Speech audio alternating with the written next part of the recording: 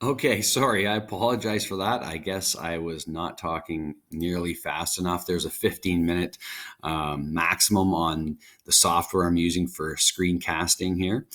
So I just want to finish by saying, going back, instead of having to do this 10 times for each of the measures, remember, once we do it once, we can click and fill down, saving us a considerable amount of time. So I'm not looking for 100% proficiency with the software and the formulas that are used to make these calculations, but I just want you to play with the software so that you become a little bit more comfortable with it and improve your efficiency.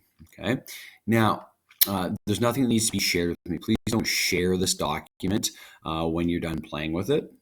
If something goes wrong, you delete some of the data that's presented in the table.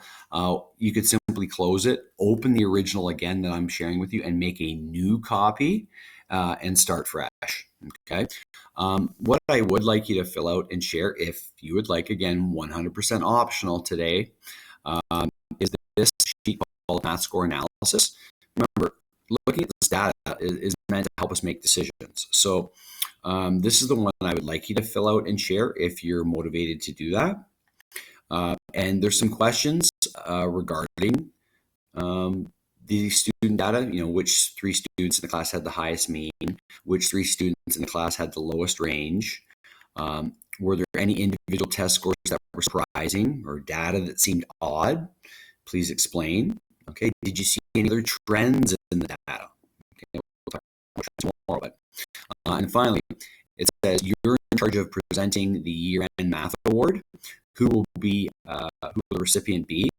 Please give a detailed explanation to support your decision. So obviously, if you're going to give the math award to a student after an entire year of work, you should be able to justify the choice you're making. It shouldn't be random. You need to have some data to support your decision making. So if you could respond to that, that would be great. And then down on page 2, it's just about feedback on using Sheets in general. So prior to today, how much time have you spent working with Google Sheets? How comfortable are you using Google Sheets to complete basic tasks such as mean, median, and mode?